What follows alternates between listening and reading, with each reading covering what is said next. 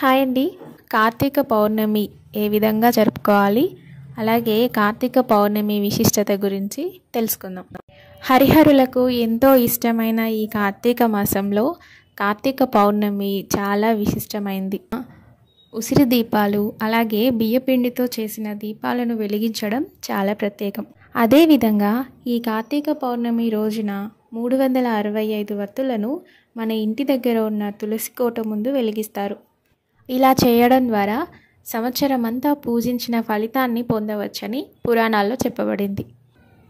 ఏ శుభకార్యానికైనా ఏ పూజకైనా మొదటగా పూజించేది గణపతిని కాబట్టి ఈ కార్తీక పౌర్ణమి రోజు కూడా తులసి కోటకి పూజించే ముందు మనం గణపతి పూజను చేసుకోవాలి. అసలు ఈ రోజున తులసి మాతని ఎందుకు పూజిస్తారో, అలాగే కార్తీక మాసంలో తులసి పూజ ఇంత ప్రత్యేకంగా ఎందుకు చేస్తారో ఇప్పుడు తెలుసుకుందాం. హిందూ పురాణాలలో ఈ తులసిని వృందగా పిలుస్తారు.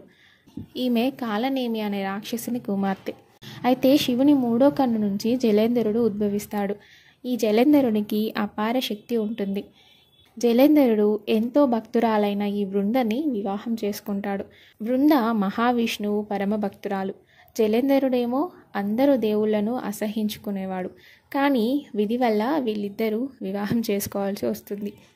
నిజానికి బృందతో పెళ్ళవడం వల్ల జలేంద్రునికి మరింత శక్తి పెరుగుతుంది. పరమశివుడు కూడా జలేంద్రుడిని ఓడించలేకపోతాడు. అతని మూర్ఖత్వం పెరిగిపోయి పరమశివుణ్ణే ఓడించి విశ్వానికి అధిపతి కావాలనుకుంటాడు జలేంద్రుడు. విష్ణుమూర్తి వృంద తన భక్తురాలు కావడంతో ఆమెకు జరగబోయే అన్యాయం వల్ల సందిగ్ధంలో పడతాడు. కానీ జలేంద్రుని వల్ల జరిగే నష్టం వల్ల మహావిష్ణువు ఒక మాయ చేయాలని నిర్ణయించుకుంటాడు. జలేంద్రుడు పరమశివునితో యుద్ధంలో ఉండగా శ్రీ మహావిష్ణువు బృంద దగ్గరికి వెళ్ళి జలేంద్రుని రూపంలో కనిపిస్తాడు. బృంద అతన్ని గుర్తుపట్టలేక జలేంద్రుడనే భావిస్తుంది. తన పవిత్రత పైన జరిగిన మోసానికి బృంద శ్రీ మహావిష్ణువుని రాయికమ్మని శపిస్తుంది. ఆమె శాపాన్ని అంగీకరించి గండక నది వద్ద సాలగ్రామ శిలగా మారిపోతాడు మహావిష్ణువు. దీని తర్వాత జలేంద్రుడు పరమశివుని చేతిలో ఓడిపోతాడు.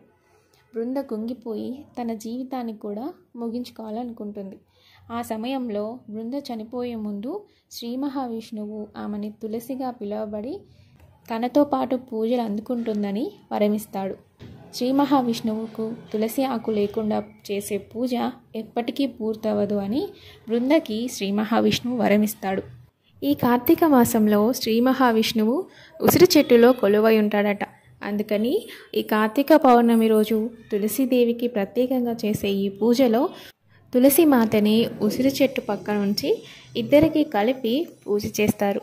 విష్ణు అష్టోత్తర శతనామావళి, తులసీమాత అష్టోత్తర శతనామావళి చెప్తూ ఈ పూజని పూర్తి చేస్తారు.